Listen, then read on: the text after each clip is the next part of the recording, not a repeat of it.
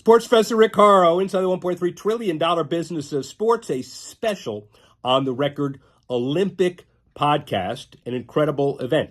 3 billion TV viewers from Paris, 350,000 TV hours, 35 venues, 20,000 journalists, 45,000 volunteers, and a net economic impact in euros of over $11 billion. Parisians sure should be proud. Involved in the festivities, we'll have a separate podcast that shows you the 9 venues and 9 events with a little commentary for me. But first, men's basketball dominate the landscape, and who better to complement this particular podcast than Ann Meyers Drysdale, an Olympian and incredible athlete for women's rights and beyond, and a special tribute to Bill Walton coming up next. Sports Professor Rick Horrow, inside the $1.3 trillion business of basketball. We're talking about so many things, basketball. We're also talking about volleyball and track, but that's another issue. We're talking about women's basketball, men's basketball, FIBA Hall of Fame, every Hall of Fame imaginable, and also someone who I found more people than not younger than me by about 6 weeks. That's not the issue, but Ann Meyers Drysdale, book contributor, her own author, contributor of mine, friend. Annie, thank you for doing this with me. Absolutely, Rick. Looking forward to talking with you. Well, great. And we have so many things to cover, obviously. So it's March 26th and it's 1955, and you're about 6 hours old. Did you ever contemplate at any time in your early existence all the Hall of Fames, women's basketball, Suns, GM, all of the wonderful things you've accomplished? I mean, it's amazing. Yeah, 6 hours old. Yeah, I probably did. No. Yeah. Yeah. No clue whatsoever. Sometimes I think I have no clue now. No, you have a definitely clue now. A child prodigy, clearly. And, the timing of this is not just celebrating how Caitlin Clark revolutionized the women's game, but that's a second stage. You could argue for a number of reasons because of your national championship at UCLA, because you were the first person drafted in the old league, which is now 2 leagues removed from the WNBA. The GM of the Suns, being involved with Mercury, the GM and VP, the GM of the Mercury, and of course the vice president of the Mercury for its 3rd title. You're the first pioneer of the women's basketball world. I guess my first question, and then we'll fill in the blanks. How does it make you feel that the historians are writing the history books, kind of indicating that Caitlin Clark is the reason that the women's basketball world is going to the next level? Well, they're probably not true historians, first of all. There are women way before me. As a matter of fact, my sister Patty, who was 8 years older than I was, she was playing with women way before I was doing things. I read a book on Babe Diedrichson Zaharias, an athlete in the 30s who was doing it back then.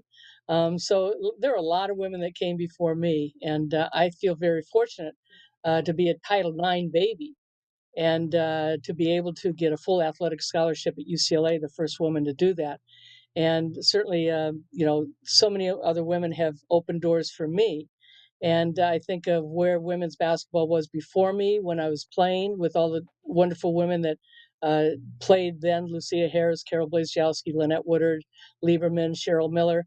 There's such a great amount of names. And then to be drafted in the WBL, certainly to be a part of that and to be an MVP in that league, and then to be a free agent, to have a tryout in the Indiana Pacers when my brother David was already winning 2 championships at UCLA under Coach John Wooden and now playing for the Milwaukee Bucks. I'm one of 11 children, and my dad was a captain of the 1945 Marquette team in basketball. So, we've been around sports a long time, all of us. And so when, if I came home with a trophy, there were 3 others that came home with trophies.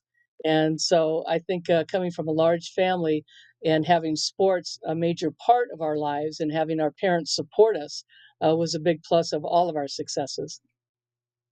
It's got to be fair to say that in the 60s and the early 70s, the Myers family with the 11 children had to be one of the most prolific athletic families in the history of the world, right? Well, we'd like to think so. We were from a small town, but some of us were written about and others weren't. But everybody were competing, and sports is a great way to learn about life. Yeah. 74, you make the U.S. national team as a high school senior. Did you feel like you were about to find where the ceiling really was for a woman who played basketball, or were you ready to break the glass ceiling?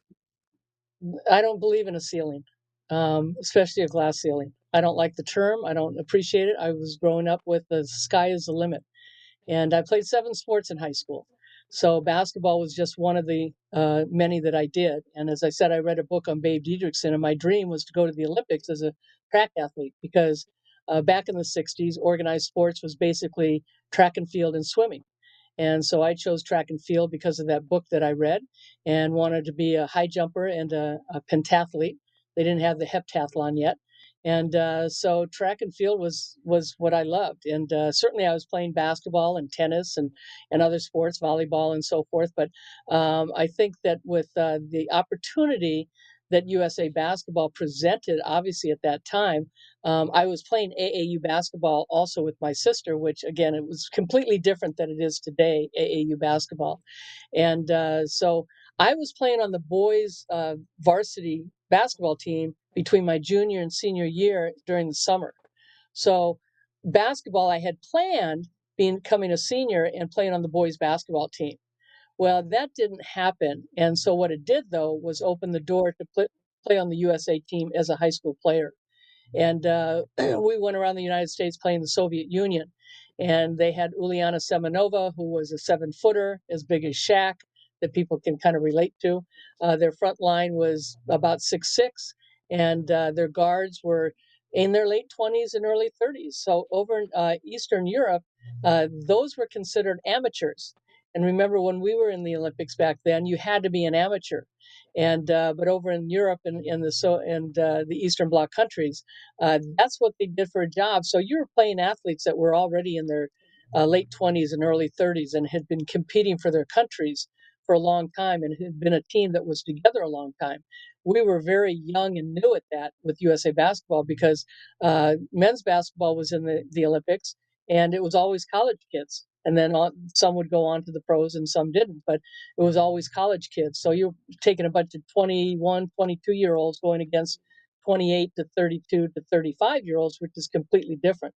So when I made the USA team as a high school player, it certainly opened up the door, and that was the beginning again of Title IX. And Title IX would open up so many doors. And from there in '75, I was on the Pan Am team when I was a freshman at UCLA. It's my sophomore year in '76, the first time they ever have women's basketball in the Olympics, and I'm a part of that team. Yeah, and an amazing part of that team when you think about the Montreal Olympics, and we're passing the 50th anniversary of Title IX. Uh, Two different issues, but it was a time of coalescing for women's sports, the business of sports, and everything successful about it. Wouldn't you agree? Yeah, and so much was changing in the early '70s. Obviously, you had Vietnam, you had civil rights, you had women's rights, equal rights. You just so much was going on in this country. You look at '72, and with the Israeli athletes being killed in the Olympics, and then '76 was coming along, and were we going to boycott '76? And there was so much going on then. So you had Billie Jean King beating Bobby Riggs, and then the Women's Sports Foundation started, and just everything kind of culminated together.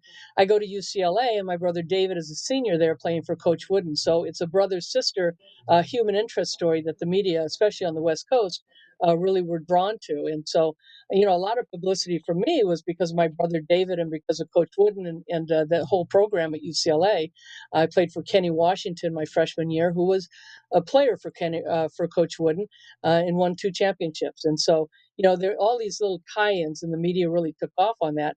And so, then '76, the Olympics come along, and Usually it's only one time that you get to compete in Olympics, especially in basketball, because you're a college kid and now you become a pro. Or, they didn't have that at the time for women, but the men had that, or you go into business and so forth. So, my also thoughts was that I'm going to stay amateur until 1980 Olympics because the WBL had not been created yet, even though Yeah. unbeknownst to me, it was going to happen while I was a senior at UCLA when we won the national title.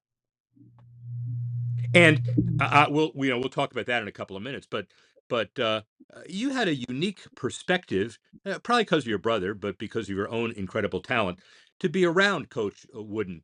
What was it like, even for the limited time where he didn't coach you, but he coached your flesh and blood? What was your overriding perception of that man? Well, certainly as a family, we were up at UCLA when David started his freshman year.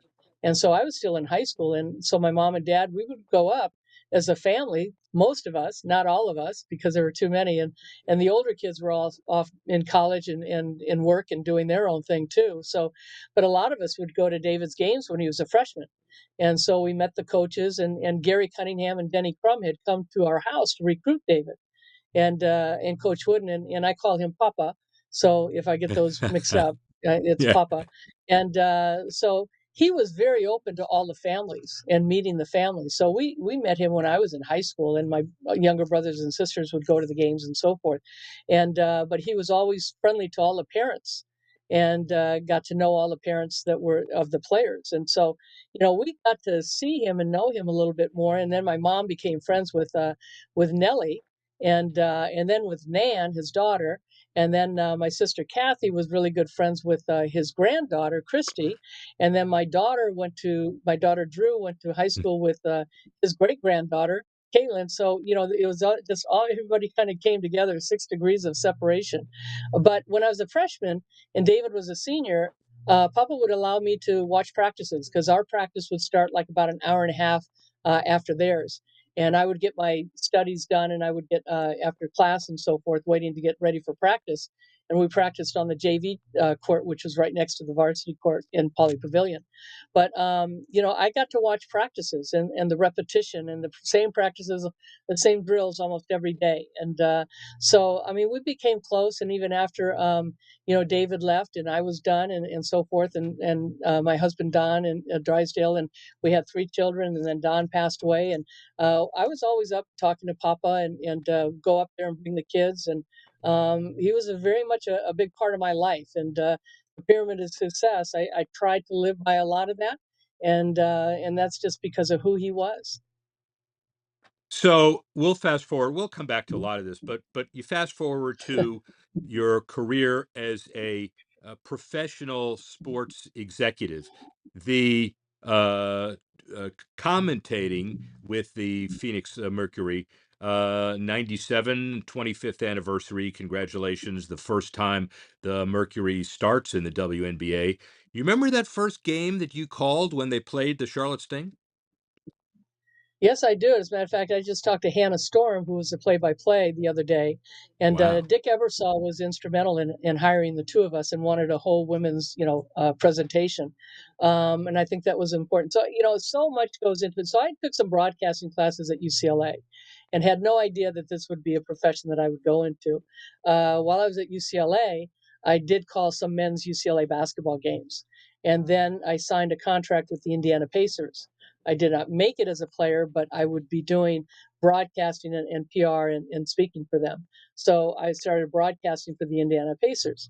Then I went into the WBL and played there in the Women's Pro League and was MVP. But then, ESPN had just started when I tried out with the Pacers. So ESPN was brand new. And but my first job really was after the Pacers was I got a job broadcasting for the University of Hawaii men's basketball games, and then I got a job with ESPN, I think in '81 or '82, and started broadcasting for them both basketball, volleyball, and softball. And worked with Tom Kelly on softball and Chris Marlowe on basketball or volleyball, but also Prime Pickett started in Southern California. So I was calling Yeah. all the women's college games, and especially on the West Coast. And So the broadcasting was really a sport for me, or not a sport, but a profession that really kind of fell into place. And so I had no idea that I would become a part of being a management person with the Phoenix Mercury. When the league first started, the WNBA in '97, there was talk about me going to one of the teams as a coach or a general manager. But my kids were still young, and being a single mom, broadcasting presented me the opportunity to kind of pick and choose and travel when I needed to and not be away from the kids as much. If I took an office job, I knew that that was going to take a lot of time. And but in '07, 10 years later, my kids were a little bit older, and I felt that that was time. And the opportunity presented itself again to me when the Phoenix Mercury came calling for me to be the GM. Do, do you realize that that phone call you just didn't take? I traced it. It's Matt Ishbia. He wanted you to kind of take over all the basketball operations of I doubt that. the I Suns doubt and the that. They're Mercury. doing just fine.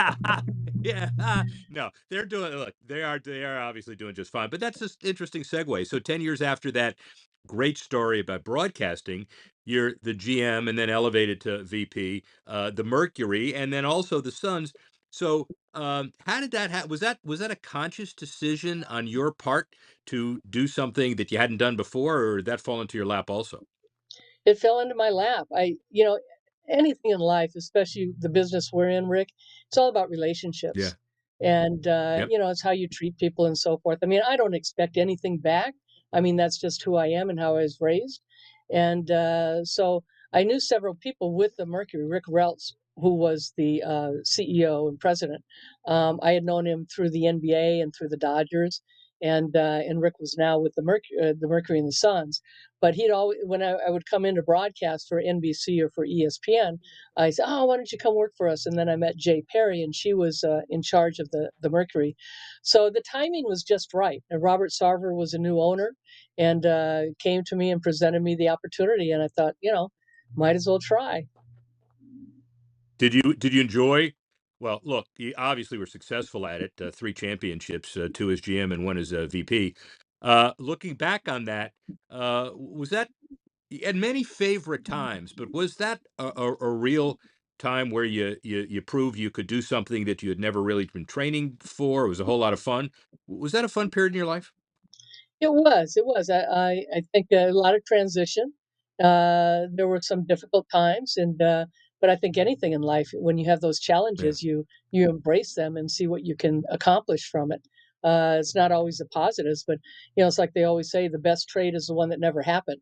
And so in your negotiations with the agents and with other teams and so forth, and even with your own coaches and players, so trying to put a team together, and I will say Seth Sulka was the GM before I got there and did a terrific job putting people together and putting the team together. So I kind of walked into it in '07. So I was very fortunate with Diana Taurasi and Penny Taylor and Cappy Pondexter. So those three were the big three, and we would win it in '07 and then again in '09. But Paul Westhead was our coach in '07, and he really changed the game.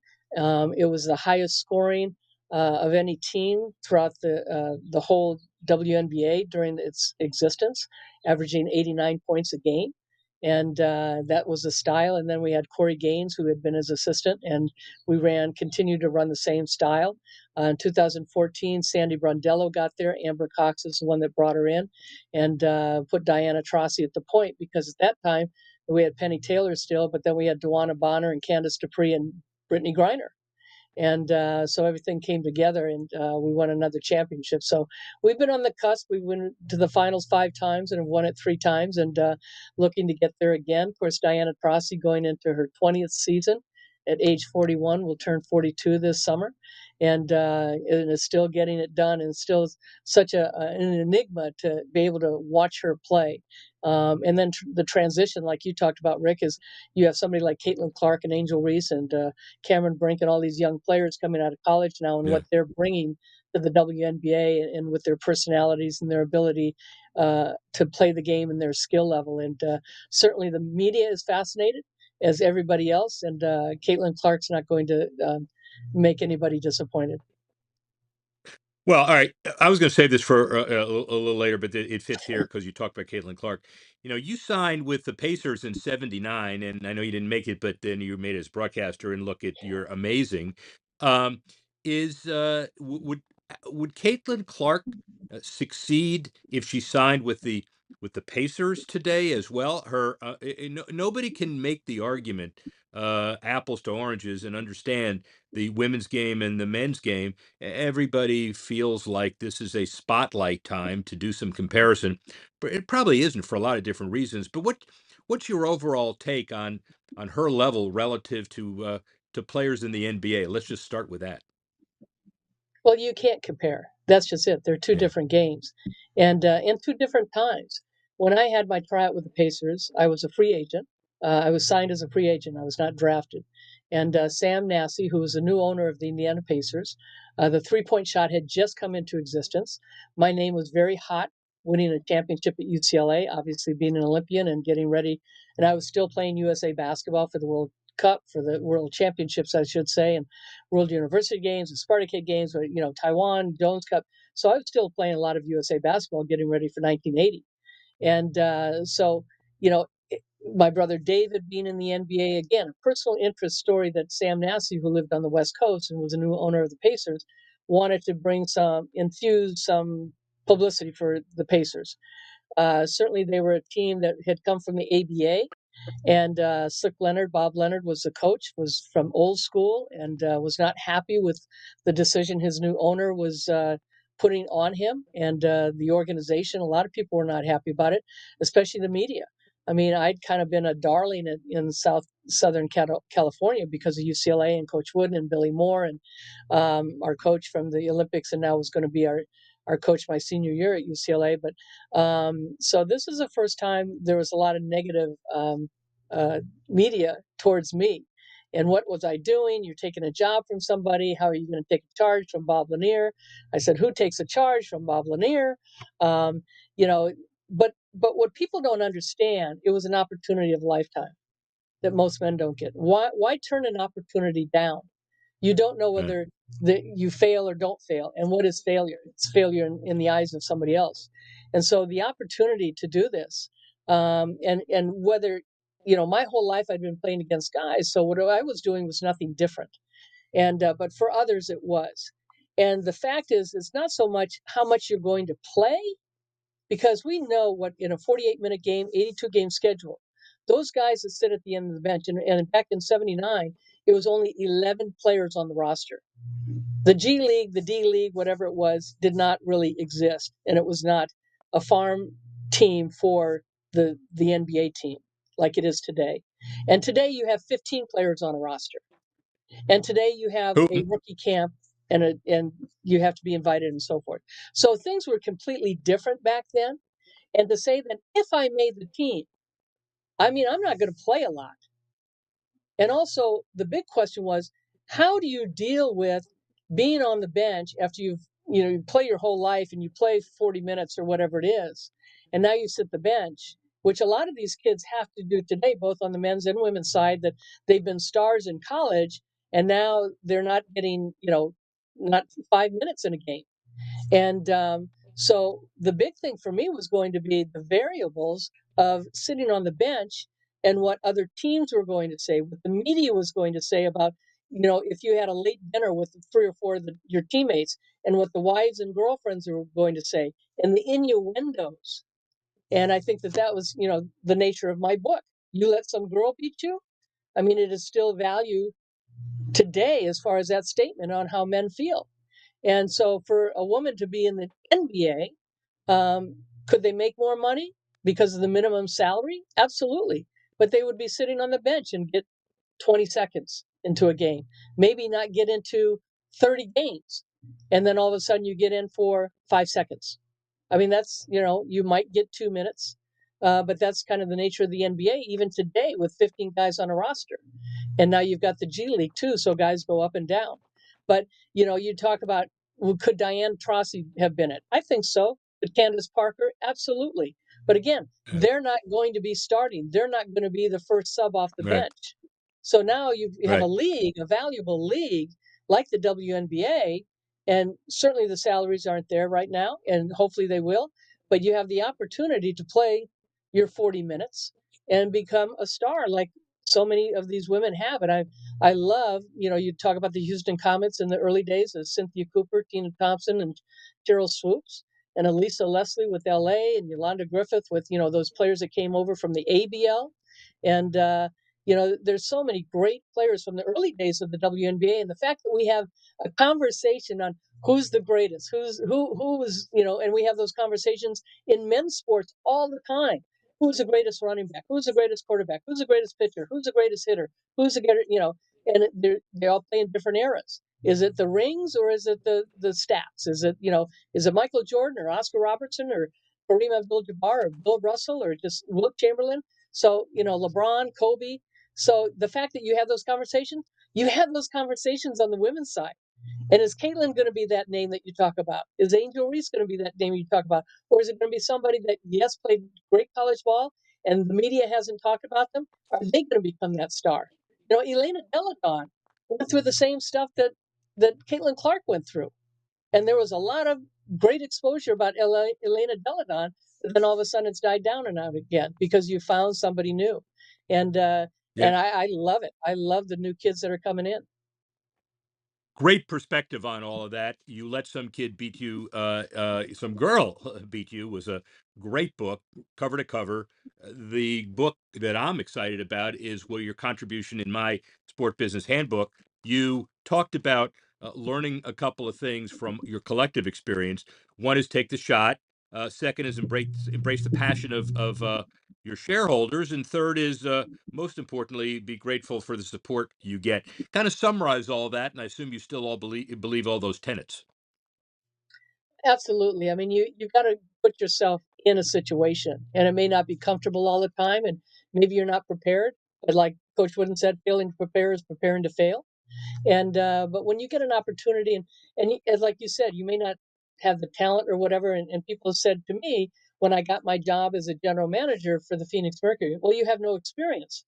Well, the experience I have is knowing people in the business of basketball and people knowing me. And I think the respect factor that I have for the game and for the people that I've been associated with, that they have respect for me. Did I make bad decisions? Absolutely. But you learn from those decisions. You hope that you don't make those mistakes again. And but I think that you've got to be able to put yourself in those situations and also gather knowledge from it. And like Coach Wooden again says, if you're in an arena and you have people around you that are always saying yes, yes, yes, instead of saying and confronting you and challenging you, that's the kind of people you want to surround yourself with because you're not always right. You want to be able to learn. And when you're not learning, you're not moving anywhere. And so I think that, being able to, have those down times, as we all know, those down times is when you rise. And failing is not fatal. Success is not final. It's courage that counts. And I think everybody has that courage to continue on, and it's not always easy. Couple of business questions generally about the leagues. First, put your head back in the college game for a minute. Uh, how do we structure or improve on the twin issues of NIL evolution and governance and the transfer portal? How do we get it into a stable system, or do we think the system right now is just fine? Well, unfortunately, I think the NCAA let out the horse. The horse is out of the barn, and it's hard to bring him back. Yeah. And there's no question that and certainly COVID changed things too because you had kids staying 5 years or 6 years, and so those kids coming out of high school were not getting the scholarships that they were thought that they were going to get from a school because the other kids that were staying in college, they were going to stay. And so that really changed and uprooted a lot of that as far as the scholarships were concerned. But the transfer rule, bottom line, it's where these athletes, these student athletes or athlete students are going to make the most money. Who's offering them the most money? And really, the rich get richer. And in college, there's a lot of universities that have charter flights, and there's some in the conferences that don't. Now you've got the Big Ten, the Pac-12 has dissolved, which I'm so hurt and mad about. Yeah. The Pac-12, which was it was Pac-8, Pac-10, Pac-12, but over 100 years old, and all the different championships that they've won, and now they've disbanded that. I mean, it's heartbreaking to see that. But in saying that, you know, again, it's about the money and how the SEC and the ACC, the Big East, the Big Ten, the Big 12, and so forth. And I've heard that it's just going to be two conferences down the road. So schools are scrambling. Schools are making decisions about the finances, and so are students. So students are going to where they're going to get the best deal, and then you got the nil, you got name, likeness, and so Yeah. that is something that athletes are coming in, not just college kids. You've got high school kids that are making big money, Yeah. and so how they can promote, and that comes from social media, and the social media helps brand who Yeah. you are and how much money you're going to make. Final WNBA question. The Caitlin Clark discussion, we talked about it first question, all the rage. But is the WNBA structurally prepared to maybe restructure the salary allocations and get ready for new bang up corporate sponsorships and in dealing with the mega superstars and the situations we already have now in a new team in Toronto and on and on? Is the Yeah. NBA ready for Caitlin Clark? Well, Kathy Engelbert, the commissioner, I think has done a terrific job. It all started with Val Ackerman, who was the beginning of the Yeah. WNBA, and she's the commissioner of the Big East now. But I think Kathy Engelbert understands that. We talk about the charter flights now because of, okay, you're saying that Caitlin Clark and the security and so forth. That probably the charter flights have been talked about probably the last 10 years. And where it really came into effect was last year with Brittany Griner, when Brittany was released from Russia Yeah. last year. And we had some incidences with the Mercury when they were on the road, and some things that happened at different airports. And so it's like, yes, we need, because of who these athletes are becoming, and the recognition, especially with Brittany Griner being 6'9", and what happened over in Russia. And thank God she's back, and she's just one of the most wonderful and gifted people. But in saying that, it kind of started with that. And then this year, and again, the Players Union has talked about it for a long time, and Kathy Engelbert had to wait till the right time. Was it the right time because Caitlin Clark's coming in? It all kind of gels together. But the fact that she's been working on this with different corporate people, and the what I've noticed too, that the things that are happening with the WNBA, we're going into our 28th season, and don't compare us to the NBA that's 75 years old, over 75 years old, because we're probably much more ahead of the NBA in 28 years than they were. But in saying that, yes, salaries, we're a 4.5 month long league, which I think that has to extend, that you can justify higher salaries too. A lot of players are still going over to Europe, and there's talk about having teams over in Europe and competing that way, which the NBA, and we've seen the NFL, and also now Major League Baseball going over to different countries from the United States to bring their product. And that certainly is going to happen in the WNBA. And 2 years in a row, having preseason games up in Toronto, they were sellouts. They were Yeah. sellouts. So there are cities in this country that are hungry for women's basketball. Yeah, and clearly hungry for women's sports as well. Obviously, Yeah. the nexus, the connections, the corporate sponsorships, the television deals, the RSN deals, all of that speaks for itself. Here's the most important question I've got. Of all of your brothers and sisters, including you, who was the best Myers in the family, athletically? The best athlete? Yeah. My sister Patty. Patty was the Ah, oldest of all right. 11, and she was the most intense and competitive, and she would come home from softball games and she'd have these raspberries on her legs from sliding. My mom told me a story one time that Patty was playing pro softball and got hit with a softball in the eye, and they had to pop the eye back in. Patty was one of those. Vince Lombardi would have loved having Patty on their team, and we all kind of followed Patty. I mean, there was always, people would say, "You have that Myers look," and but that trickled down from the first five to me to the bottom five. And but I would say Patty was probably the best athlete, the most competitive and intense, and coached at Pepperdine for 6-7 years, and played pro softball, and became a teacher, K through 8, was a wonderful elementary school teacher before she passed a few years ago. So Amazon, or excuse me, Wikipedia has you as a an American retired pro basketball player and sportscaster. You're not retired. There's no such thing as you retiring. That's a silly comment to be retired. I'll I ask this don't know final who question. writes up the Rick, I don't know I who don't writes up either, the but they're wrong. Wikipedia, and you No, don't believe they're everything you wrong. read, right? I get it. Hashtag that's ridiculous. Annie Meyers. That's what that is. But my final question is, what is Annie Meyers? Where are we finding you? And what are you doing for the next 70 years of your life? Oh gosh, well, hopefully still being a mom and being a grandma. And actually, I've been inducted into my dad was Polish and German, so I've been inducted into the American Polish Hall of Fame, Sports Hall of Fame. And last summer, they took myself and Bob Brzezinski, who played for the Miami Dolphins. We went over to Hmm. Poland last summer, and so the word for grandma is babcia.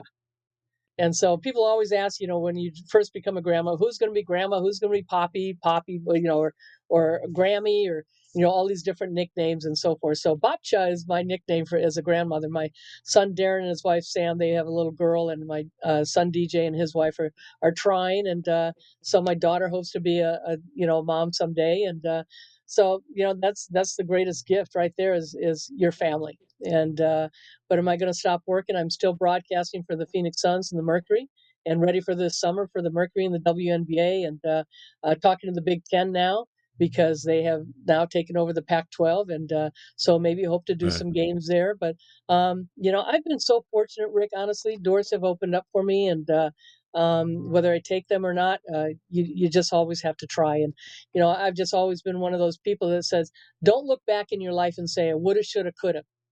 Go ahead and try, and if it works out, great. If it doesn't, at least you've learned something and what to do next time. What a great last message and a great story and a great way to end. Annie Meyers Drysdale, it is always an honor. And of course, see you in the summer everywhere we're going. I'm sure it's the Olympics and the Mercury and everybody else. Sports Professor Rick Horrow, speak with you soon. Next, we pay tribute to the late Bill Walton, a towering figure in the world of basketball. Known for his dominance on the court from his college days at UCLA to his NBA career with the Portland Trailblazers and Boston Celtics, Walton left an indelible mark on the sport. Beyond his on-court achievements, Bill was equally known for his eccentric personality, bringing a unique and unforgettable presence both on and off the court. This interview, originally recorded in Oklahoma City, captures Bill's passion for the game and his reflections on a lifetime spent in basketball. Let's listen in as we honor the legacy of one of basketball's all-time greats, Bill Walton.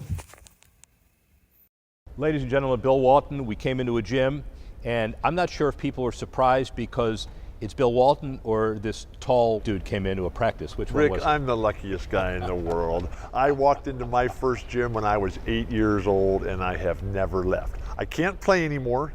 38 operations. Both my ankles are fused from the knee down. It's all one bone, can't feel a thing. Got a new knee, finally. And then I have a new spine as well. But my hands and wrists don't work, but I'm alive, and I am the luckiest guy in the world. I'm still in the gym, and today we got to walk in and see the future, displaying, exhibiting, creating the power of sport. Wow, there you go. I have a feeling this is going to free flow a little bit. We'll forget this for a minute. Let's talk about your body. 38 surgeries? I'm doing great today. I was born with structural congenital birth defects in my feet, and I ground them into dust. But I just kept going and did everything I could to sustain. But then finally on February 24th, 2008. Not that you remember the date. Not that I remember the date, but I could no longer move. I could no longer function, and I spent the next 4.5 years on the ground in the hospital. I had a pioneering experimental surgery on February 9th, 2009. Toughest thing that I've ever gone through in my life, but I'm all better, Rick. I have no pain, I take no medication, I go full speed ahead. I've never been busier, I've never been happier, and I haven't been this healthy since I was 13 years old. What were the 4.5 years like when you couldn't get off the floor? I wanted to kill myself because I could no longer function, and I could only describe the pain as being submerged into a vat of scalding acid that had an electrifying current running through it. Nerve pain is a completely different challenge, and there's nothing that works on nerve pain, and it never goes away, and it drives you to a deep, dark place where you can't think, you can't dream, there's no hope, you can't function, you can't eat, you can't sleep, you can't move.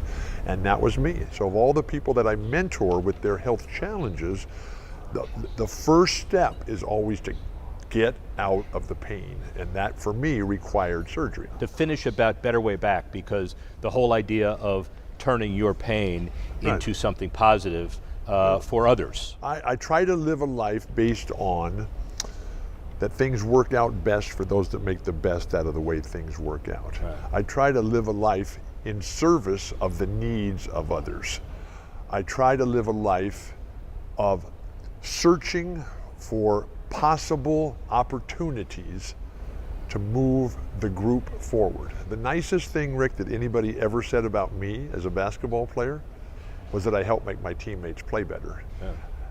I was inspired in my life by Bill Russell, who was my favorite player ever on and off the court. I learned from Bill that he spends his entire time trying to make a positive contribution in everything that he does to try to enable other people's dreams to come true. Bill Russell, my hero. Imagine as a child, because my parents had zero interest in sports, still to this very day. Right. No interest. I never shot a basket with my dad and saw him run one time at the church picnic and fell over laughing. My mom was our town's librarian. Sports is not their thing. But I had incredible world and culture that I grew up in that was fostered in sports by my first coach, Rocky, who was our town's fireman. He was a volunteer for 59 years at the same elementary school. Then Chick Hearn, greatest broadcaster ever. I found Chick on the radio when I was 9 years old. And then in the culture that I grew up and lived in the 50s and the 60s in San Diego, California, every coach, every teacher that I had was a disciple of John Wooden. Let's talk about Wooden in the 60s, though, Yeah. because Oh, before we man. go to the next thing, the country was torn apart almost as much as it is today. Wooden, among everything else, to an outsider, proves that two men can love each other even though they have different political and life philosophies. I did not understand, Rick, anything that Coach Wooden was talking about. Yeah. I didn't realize what I had missed. I didn't realize the errors of my way until I left UCLA. And then I got out there and I was like, whoa, things are different here. But John Wooden did a great job of preparing you for life after college. You just didn't know it. I was totally unaware. Yeah. And I wanted to be a basketball player. And it was the safest and easiest thing for me. And it was also a shield. I was a good enough player that I didn't have to do anything else. And the friendships that you make through sports, you know, the value of sports in our lives. When I'm always sick, Rick. I'm always sick of something or somebody, but I have learned over the course of being sick my whole life, and spending half my life in the hospital, spending all my life in chronic pain, I know what my medicine is. And you know, for me, my medicine is participation in a team concept with the guys in physical activity. The enablement, the empowerment, the joy, the celebration, the happiness that comes with doing that. I grew up through basketball with a life of hope, opportunity, and purpose. That transitioned over now 67 years to include pride, loyalty, and gratitude. And I am most appreciative of all the sacrifice of Bill Russell and Muhammad Ali and Spencer Haywood and Wilt Chamberlain and all the guys, John Wooden, and to get to meet all these guys. The beauty of sport is that it teaches you everything about life, and it's decided right out in front of you. And what our 4 children, our 9 grandchildren are doing, there's nothing like the pride of a dad, nothing like the pride of a grandfather. I'll tell you why I'm proud. I'm proud to have spent the last hour with him. Thank you, my friend. Great to call you a friend. Here we go, the power of sport.